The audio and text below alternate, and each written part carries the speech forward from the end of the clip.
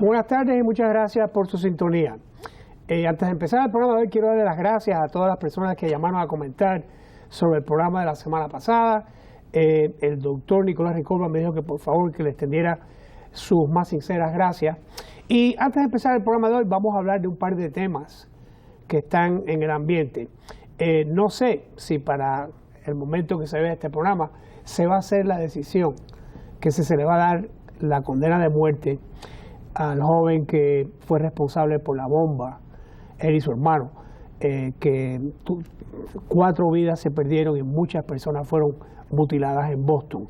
Quería decirles que es muy posible que no se le dé la pena de muerte, porque en el estado de Massachusetts, que el estado por sí no tiene la pena de muerte en su código penal, las personas que están en este juicio federal tienen que ser unánime en la decisión, y es muy difícil que 12 personas se pongan de acuerdo para hacer ciertas cosas, y como la persona es joven y se espera que viva unos 60 años más, hay encuestas que dicen que lo que desea mucha gente es que esta persona tenga que vivir 60 años en prisión. Esténse al tanto de ese tema, que es importante. También tenemos el tema, estos casos que hemos visto que se han sacado películas de policías cometiendo, entre comillas, delitos, y debo, como abogado defensor, decirles a todos que cuando uno ve una parte de un caso, uno no está viendo todo el caso. Y en este gran país, a toda persona se le presume inocente hasta que se cumpla o se pruebe su culpabilidad. Así que ojo con las personas que sin tener todos los hechos están ya haciendo decisiones, aunque la verdad que las películas no hacen que luzca bien el acusado. Y hablando de acusados, hoy tenemos con nosotros una persona muy especial, porque lamentablemente de Cuba hemos ido a muchos lados, y cuando él era una persona joven fue de Cuba a París. En París estudió en la Universidad de la Sorbona, donde recibió un título de, creo que se dice, psicólogo clínico, y allí ejerció por 9 años, pero como casi todo el mundo que sale de esa islita, las ganas de estar cerca, la familia y otros compromisos lo trajeron para aquí, y desde el año 1989 tenemos aquí ejerciendo al psicólogo clínico, el doctor Armando Aluart. Bienvenido, doctor Aluart. Gracias, Luis, por invitarme a tu programa, que para mí siempre es un placer, pero además es un programa educativo, es un programa informativo y que siempre se queda el público con un gran mensaje. Gracias, doctor. Este programa me veo en la obligación de dedicárselo al doctor Viquín Mesa, que es recién fallecido y que tenía un historial desde Cuba, por cierto, también él es de Ciego de Ávila, donde muchos grandes cubanos como usted, Tony Pérez, que está en el Hall de la Fama del béisbol, wow, y mi suegro vienen de allá de Ciego de Ávila. Doctor, estábamos hablando antes del programa, por arribita, y vamos a hablar del caso del perfil psicológico del futbolista este que encontraron culpable, pero estábamos hablando en cifras de lo que es la población de presos en los Estados Unidos. Y para darle una idea a las personas que se den cuenta de lo serio que es esto, el país donde hay más presos en el mundo es... Bueno, el país donde más presos es Estados Unidos, pero donde hay más criminales es en Rusia y en China, y menos presos. ¿Por qué? Porque el tratamiento y la forma de ver el programa es completamente diferente. Ellos hacen planes de rehabilitación, los ponen a trabajar, en fin, hacen otras alternativas y no están en cosas ya arcaicas, programas que no han funcionado, porque es como la función es crear más criminales, es un manicomio. Vamos a hablar de ese tema un momentico, pero para dar cifras al público, 1 de cada 32 personas que está viviendo en este país está involucrado en el sistema penal de alguna en algún forma, tipo de probatoria, o está acusado de algo. Es cierto, tiene algún tipo de vínculo con el sistema penal, y sobre todo 1 de cada 142 tiene problemas de haber estado en prisión. 1 de cada 142. Vamos a darle un poquito de perspectiva a esto, y quisiera que nuestro superdirector nos dé un ángulo de las cartas que usted nos trajo hoy, de las personas que usted está atendiendo. En estos momentos el grupo de ustedes de conflictos humanos, ahí están las cartas en la pantalla, aproximadamente ¿cuántas peticiones ustedes reciben que están tratando de ayudar? Bueno, nosotros estamos recibiendo sobre todo muchas peticiones de las personas que están en parol, 60, 80 cartas semanales que las leemos todas, hacemos una nota y vamos haciendo un screening a ver cómo podemos ayudar a parte de una gran injusticia. Por ejemplo, el sistema de parol de Estados Unidos ha soltado solo 24 personas de 4.500 personas. Sin embargo, Nueva York, de 6.500 ha soltado la mitad. ¿Por qué? ¿Por qué? ¿Por qué? Porque sencillamente la comisión de parol son 2 personas y un tercero. ¿Qué pasa? Antes eran 7, redujeron a 2 personas. Son 2 personas que deciden que uno de ellos, por ejemplo, es una señora que es bachelor en criminología. Ella también era activista de víctimas de violencia doméstica. O sea, hay un conflicto y participó en llevar a 85% en vez de 65% los parámetros para poder juzgar a las personas en parol. Quiere decir que menos sale. Son 2 personas que deciden, que una de ellas, a mi entender, tiene una gran historia de activista, pero no es una persona que puede tener un sentido de justicia, porque 24 en 4.500 no es la solución. Doctor, déjeme hacer lo que dicen en deportes. Voy a pedir tiempo, porque usted nos está diciendo muchas cosas que yo quiero que creo que se deben de digerir un poquitico mejor. Cuando usted me habló del sistema penal en Rusia o en China, usted me está diciendo que las estadísticas comprueban que esos sistemas tienen muchos más criminales que el sistema de justicia aquí. Sin embargo, en los Estados Unidos se considera uno de los países más violentos que hay.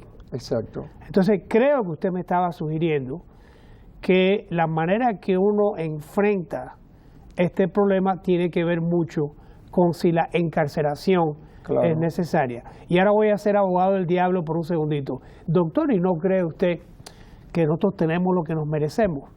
Bueno, en cierta parte sí, porque mira, esto es un problema que va más allá. Son varias instituciones las que son responsables del crimen y la violencia, que es nuestro propósito. Uno, el hambre. Pero hay un monstruo que se ha establecido en la burocracia, en la cual hay miles de personas trabajan en las cárceles, trabajan en el sistema penal, trabajan en probatoria. ¿Y dónde van a tener empleo esas personas si no hubiese los presos? Bueno, sí, pero ese es el problema. Tú no puedes hacer empleo en sacrificio del dolor humano. ¿Qué pasa? Por ejemplo, un preso recibe la cárcel $22,000 al año. Si está en confinement, el hueco paga $64,000. O sea, hace 3 veces más. ¿Qué pasa? Cuanto más personas estén en confinement o estén en solitario, más dinero recibe la cárcel. Entonces, más guardia, más cosas y más dinero se gasta. Usted está sugiriendo, doctor, que esto es un gran negocio, y yo voy a hablar de cifras y que la audiencia haga su propia decisión. La última cifra que tenemos disponible, había 2.3 millones de presos en este gran país y había alocado anualmente 238 millones de dólares para eso. Entonces, lo que está sugiriendo los números, aunque los mentirosos a veces juegan con números, los números no mienten. Si le damos $1 millón de pesos a cada preso y le dimos que se vaya a vivir a Europa, nos sale más barato que mantener el sistema penal. Claro, pero mira, el problema grave, que es un problema de sociedad, es un problema que empieza hasta del hambre. Tú sabes que de 6 niños o adultos en los Estados Unidos no se acuestan con las 3 comidas. Vamos a poner esto en perspectiva. Aquí no hay líneas para donde la gente se muere en la línea para recibir comida. No, pero aquí hay hambre. Aquí hay gente que está pasando hambre. Es lo que quiero decirte. 1 de cada 6, ¿me entiendes? De cada 6 personas no tienen las 3 comidas. Doctor, ¿y cuántos de esos que están sin comer las 3 comidas básicas son de grupos minoritarios? Bueno, la mayoría son de grupos, son la raza negra y lo que se dice ahora African American. ¿Y los latinos? Y los latinos están incluidos en ellos. Son las minorías realmente son las que tienen este problema. Y cuando hay hambre y no hay una educación adecuada y valores familiares, viene el crimen y la violencia. La violencia empieza desde la educación, desde las necesidades económicas y de hambre y el problema de los valores familiares. La familia es importante y la educación a los padres que tienen hijos con problemas. Aquí cualquier padre puede tener un hijo con problemas. Tengo casos de hijos de abogados, de médicos, de estos que tienen una familia entre comillas estable con todo económico y están en las prisiones, se han metido en ganga, en fin, es un problema grave. El único problema que tiene este programa es que yo creo que no vamos a poder hablar de todos los temas, pero yo le voy a pedir a usted, primero vamos a enfocarnos en usted. A los 19 años usted estaba preso. Estuve preso en Cuba por irme del país. Usted cumple 3 años de cárcel. Por irme del país. Bien. Yo no hice ningún crimen, nada. Yo di un día... Pero eso no es parte de la ley de peligrosidad que existe en Cuba. Y ese no es un sistema que hasta no hay violaciones. Bueno, no puedo decir que no hay violaciones de derechos humanos porque todavía Amnistía Internacional, tan reciente como el último reporte que leí, habla de detenciones por tiempo sin medida, habla de jóvenes que son acusados de delitos insólitos y la última persona que trató de hacer una demostración en Cuba, recuérdate que la detuvieron en su casa para no dejarla ejercer. Pero vamos a irnos al lado.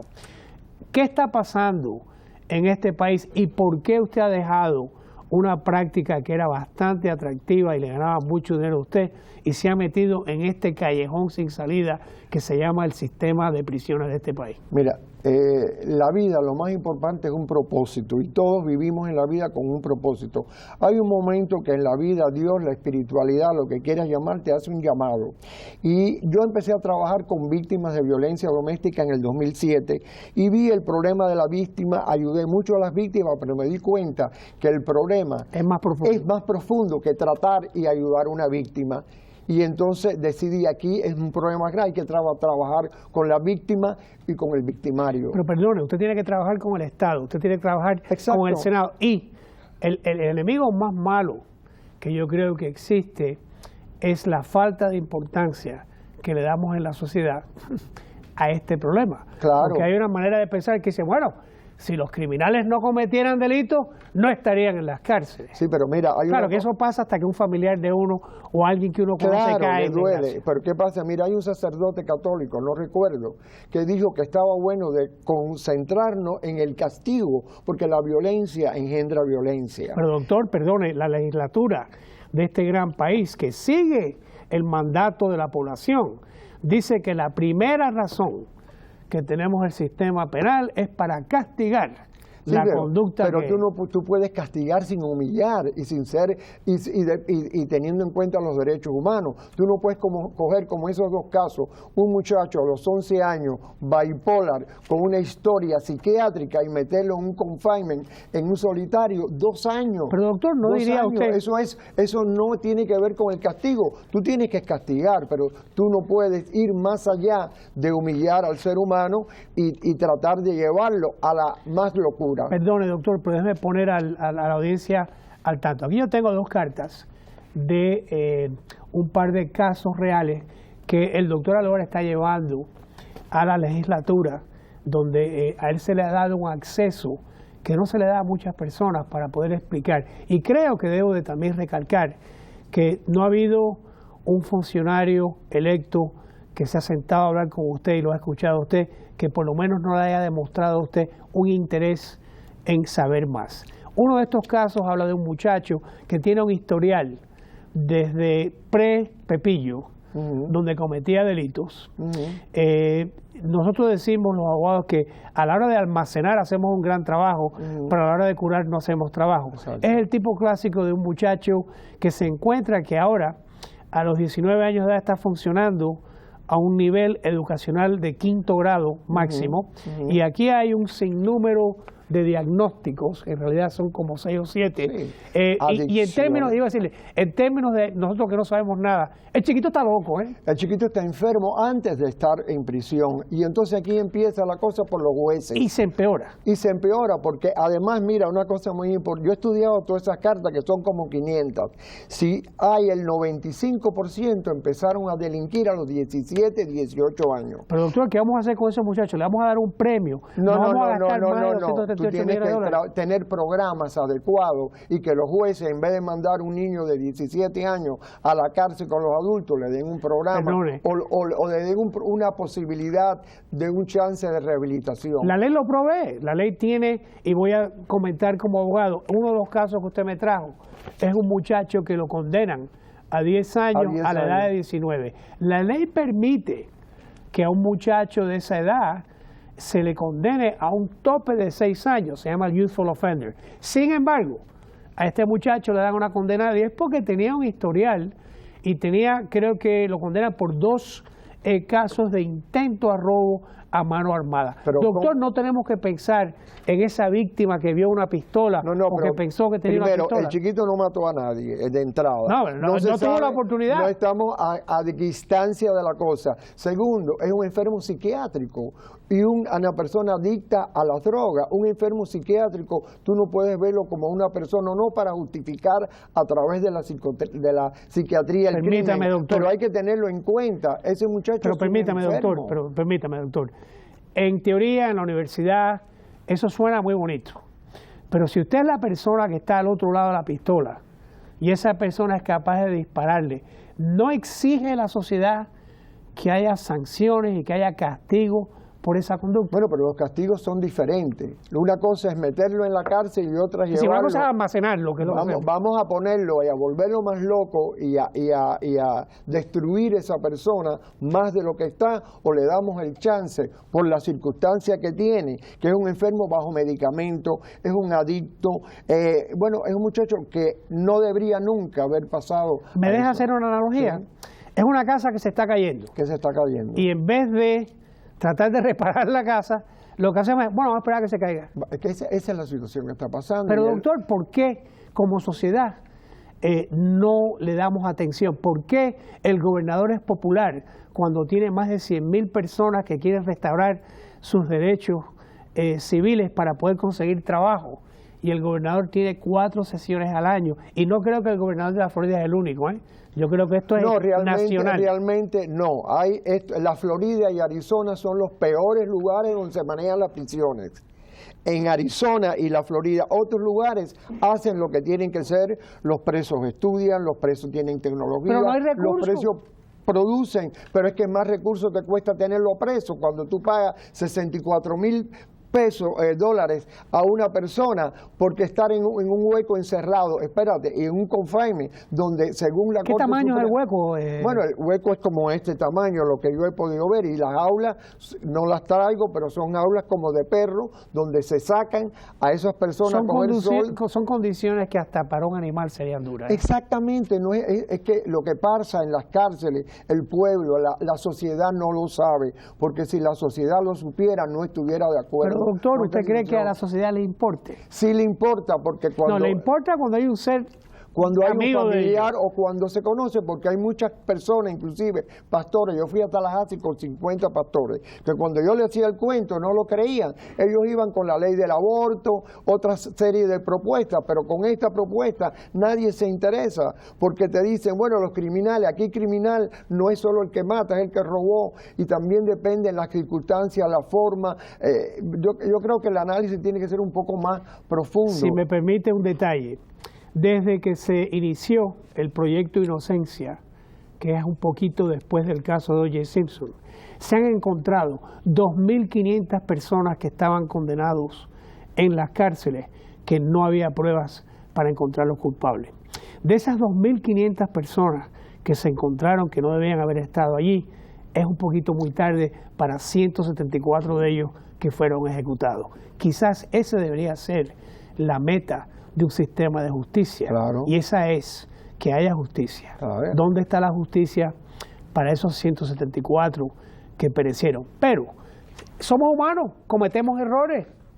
¿Qué más da una estadística más o una menos? No, pero mira, se comete error. Por ejemplo, hay 174 muertos que no hay explicación por el Departamento de la Florida. Pero doctor, se mueren 174 en un terremoto. 174 que no se da explicación. Que no se les dio proceso legal. Hay un señor que lo trajimos aquí, que un guardia cogió y lo quemó con agua caliente y la piel, eso no es justo. Perdón, al señor no lo traímos aquí porque él murió quemado, una muerte. Lo que hay un periodista que se ha dedicado a eso, que por cierto, el que lee el periódico local puede ver que poquito a poco, parece un cangrejito él, sí, claro, pero no va para atrás. No, y nosotros somos otros cangrejos que no vamos para atrás, porque nosotros trabajamos, nosotros vamos a ver a la directora del Departamento de Correcciones con reformas por cierto, en la prisión. A él no lo permiten ir. A él no lo permite, y yo no sé si de aquí ya me la suspendan por el hecho que estoy hablando, el gobernador ha prohibido hablar a cualquier empleado de prisiones de ningún caso en investigación. Ya uno de los casos de Christopher, la madre fue al comité legislativo y salió en el Herald la injusticia de este muchacho esquizofrénico antes de estar en prisión y lleva 2 años en confinement, en el solitario. ¿Cómo es posible que un muchacho diagnosticado antes y en la cárcel con medicinas antipsicóticas esquizofrénico puede estar 2 años en solitario, donde por ejemplo el frío los mata y no tiene derecho a un suéter, donde tienen derecho a comer, a comprar con su dinero 2 veces al mes, tienen derecho a comprar 5 artículos, donde lo sacan a veces y no lo sacan, donde el muchacho no se toma las medicinas porque tiene terror y está paranoide, una esquizofrenia paranoide. ¿Es justo poner un enfermo mental en un hueco? ¿En qué país, doctor, se puede ver eso? Hace muchos años, cuando nosotros le poníamos pleitos al gobierno, a mí nunca se me olvidará que uno de los abogados del gobierno decía, el problema, Luis, es que hay muchas necesidades y hay muy pocos recursos. ¿No será que a la hora de darle prioridades a lo que son las cuestiones en la vida, y esta es una pregunta filosófica, doctor, nosotros no le damos atención a los presos? Claro, porque... ¿Pero qué obligación tenemos nosotros con los presos? Bueno, primero te voy a explicar una cosa. Yo creo que todo ser humano que se considere un poco humano tiene que creer en la transformación del hombre. El hombre no es así, se acabó. Tenemos que pensar más en cómo podemos transformarlo, mejorarlo dentro y fuera. Por ejemplo, ellos salen y cuando salen, ¿por qué la mayoría, que son pocos, delinquen? ¿Por qué? Porque los trabajos no se los dan, no tienen atención, la familia los abandona, en fin, los jóvenes que salen del Departamento de Correcciones vuelven a caer, porque a veces los padres no tienen entendimiento, porque los padres piensan que un niño robó y no le dan el apoyo, la comunicación. Entonces, ¿y por qué no llevamos presos a los padres entonces? Bueno, porque los padres, yo no sé si llevarlos presos, pero por lo menos tratar de ayudarlos, porque hay padres que no saben manejar. Además hay un problema cultural, ser preso es fuera out the society. Y hay mucha gente, para siempre hay mucha gente, mira, hay abogados presos que hoy se dedican a derechos humanos, hay abogados que han pagado su condena, hay médicos, hay gente. Tú no puedes condenar al individuo para toda la vida porque tú no eres Dios y nadie, y aquí hay religiosos y sacerdotes y todo, unos que son capaces de creer en que se puede ayudar y otros que son desechados. Entonces la espiritualidad en un sentido más amplio se ha perdido en la sociedad y por eso es la violencia y el crimen. Hay que tratar la cosa desde un punto más general y un punto de conciencia, como estamos haciendo en el programa. Doctor, ¿y por qué usted, que me está hablando con esa pasión, no le dedica esa pasión a buscar una cura para el cáncer o a buscar comida? ¿Por qué ayudar a los presos? ¿Qué los hace a ellos tan dignos? Mira, te voy a decir por qué ayudar no a los presos, no es ayudar, es prevenir la violencia y el crimen. Es más, porque no nos estamos ayudando nosotros porque mismos. Mira, si tú no ayudas a los presos vuelven a cometer, y si tú los metes en una cárcel donde los haces más criminales, más frustrados, cuando la gente va a parol, por ejemplo, les dice el departamento de parol, te veo en 5 años. Sí. Hay un jurado y un juez y un fiscal que le dijeron, tienes 40 años, pero tienes a los 25 derecho a parol. Si tú haces todo lo que te dice el Departamento de Correcciones, cumples con todo, vas a parol y se ríen de ti. ¿Qué pasa? Te veo en 20 años. Hay quien lleva 41 años esperando. Eso no es justicia. No, eso no está bien. Eso no está bien porque si vivimos se burla. Entonces ese tipo va para adentro frustrado, vuelve a aprender, no quiere en nadie, lo que quiere es morirse, matar. Pero, y doctor, seguir siendo... hay un balance que dice cuántas veces más le vamos a dar oportunidad. No, pero es que no es cuántas veces. Luis, ¿cómo tú una población de 4.500 tú vas a soltar 24 cuando otro estado de 6.000 te suelta 3.000? ¿Dónde está el problema? No viva en la Florida. No viva en la Florida. Bueno, tienes que irte a la Florida. Es el peor momento de los abusos en parol y en cárceles y prisiones. Doctor, deme un minutico. Quiero darle las gracias a Al, a Kerry, a John, a Ricardo, a Mike, a Douglas y a la hijita de Douglas, la chinita. Y nos quedan 2 minutos y medio y por favor le pido que sea lo más sucinto que usted pueda y nos diga qué hace usted, por qué y qué podemos hacer nosotros. Bueno, yo lo que hago es tratar de poner un grano de arena y tratar de informar de lo que está pasando y en mi modesta, nosotros somos 2 personas, Mari Díaz y yo como voluntario y un grupo de otras personas que nos están ayudando, pero nosotros no es que queremos focalizarnos a ayudar a los presos, nosotros queremos prevenir la violencia y el crimen y aquí interviene la sociedad, intervienen los comisionados, intervienen los legislativos, los representantes, los senadores, este es un problema global y queremos que todos sepan lo que está pasando y que este país, yo creo en este país, es un país democrático, no es perfecto, pero esto es una de las cosas que realmente hay que resolver y no es el país, es la Florida y Arizona. ¿Y usted sabe por qué usted lo hace? Porque usted sabe que tratando se va a conseguir justicia. Claro. Y yo creo que al final todos tenemos que vernos en un espejo y decir, estamos haciendo lo que podemos. Mire, yo usted lo admiro por muchas razones.